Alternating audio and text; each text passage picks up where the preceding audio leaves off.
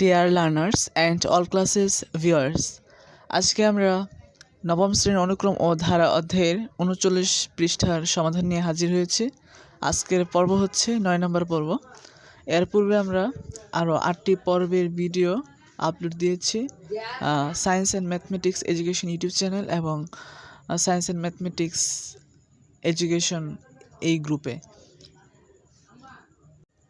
প্রথমে আমরা ৩৯ নং পৃষ্ঠার প্রশ্নটি দেখে নিচ্ছি। খ এর ১ নম্বর কোয়েশ্চেন হচ্ছে যে ১ নম্বর অনুক্রমে প্রথম পদ ৬ দেওয়া আছে, দ্বিতীয় পদ দেওয়া নেই, তৃতীয় পদ খালি, চতুর্থ পদ খালি এবং পঞ্চম পদ হচ্ছে 54। এখন আমরা এই ৩৯ পৃষ্ঠার খ এর ১ নম্বর সমাধান দেখার চেষ্টা করব। সকলে একটু লক্ষ্য করে দেখুন যে কী লেখা আছে, স্ক্রিনের দিকে একটু দেখুন। দেওয়া আছে সমান্তর অনুক্রমের প্রথম পদ is equal to 6 আর সমান্তর অনুক্রমের পঞ্চম পদ 54। তো সমান্তর অনুক্রমের ক্ষেত্রে একটা nতম পদের সূত্র আছে, সেটা আমরা আগের পর্বগুলোতে বলেছি, এখনও বলি যে সমান্তর অনুক্রমের nতম পদের সূত্র হচ্ছে a + n - 1 × d। কিন্তু যেহেতু এখানে সমান্তর অনুক্রমের পঞ্চম পদ সমান 54 দেওয়া আছে, তাহলে পঞ্চম পদের সূত্র কী হবে? a + 5 - 1 × d is equal to 54।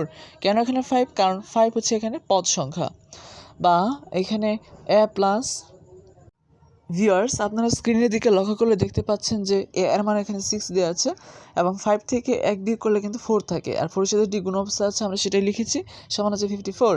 তো যখন 4d is equal to সংখ্যাগুলো আমরা একসাথে করেছি 54 - 6, এখানে -6 কেন দিলাম? সেটার কারণ হচ্ছে যে এটা বাম পক্ষে কিন্তু +6 ছিল, কিন্তু যখন এইটাকে পক্ষ চেঞ্জ করে ডান পক্ষে নিয়ে গেছি তখন সেটা কিন্তু মাইনাস হয়ে গেছে। কারণ আমরা কি জানি যে পক্ষ চেঞ্জ করলে কী হয়, যদি প্লাস হয় সেটা মাইনাস হয়ে যায়, মাইনাস হলে সেটা প্লাস হয়ে যায়। ভিউয়ার্স, তাহলে এখানে 4d is equal to 48 আছে। আবার যখন মানটা বের করার চেষ্টা করব, এই 4 যেহেতু গুণাকারে আছে এই জন্য এটা ভাগ হয়ে যাবে 4। তো 48কে যদি 4 ভাগ করি তখন কিন্তু এটা মান আসবে 12। হ্যাঁ, কারণ কি 4 বার কত 48 আসে।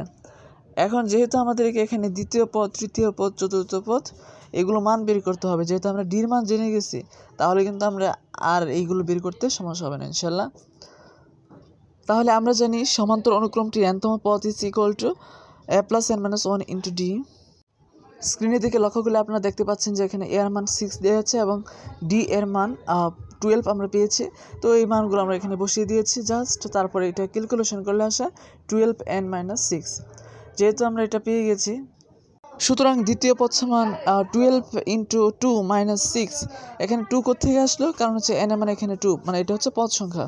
তো এটা ক্যালকুলেশন করলে 18 আসে। তারপর তৃতীয় পদ, যেহেতু তৃতীয় পদ এখানে 3 হচ্ছে আসলে পদ সংখ্যা।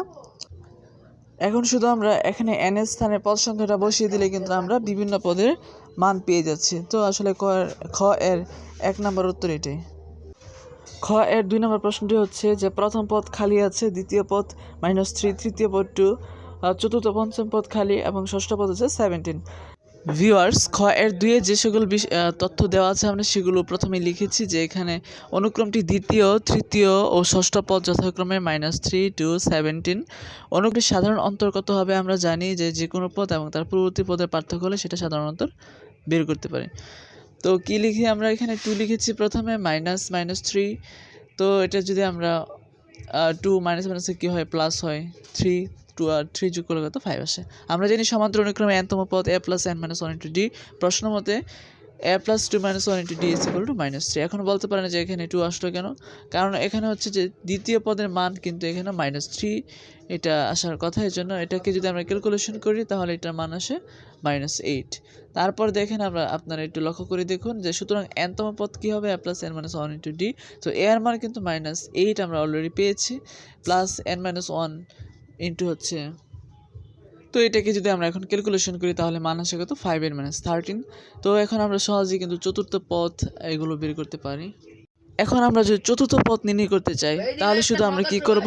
n এর জায়গায় 4 বসাবো, আর যখন আমরা এখানে পঞ্চম পদ নির্ণয় করব সেক্ষেত্রে কি n এর জায়গায় 5 বসাবো, তাহলে কিন্তু আমাদের খুব সহজেই মানগুলো পেয়ে যাবে। তাহলে আমরা এখানে চতুর্থ পদের মান পাচ্ছি 7 এবং পঞ্চম পদের মান পাচ্ছি 12।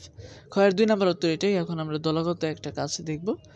প্রশ্নটা দেখি কী লেখা আছে, যে নিচে 5টি বক্সের প্রতিটি থেকে একটি করে সংখ্যা নিয়ে সমান্তর অনুক্রম তৈরি করা, মানে এই প্রত্যেকটা বক্স থেকে একটা সংখ্যা নিয়ে একটা অনুক্রম তৈরি করতে হবে। সহপাঠীদের সাথে তোমার তৈরি অনুক্রমগুলো মিলিয়ে লেখো। দেখো, আচ্ছা, তাহলে আমরা এটা সলভ করার চেষ্টা করি।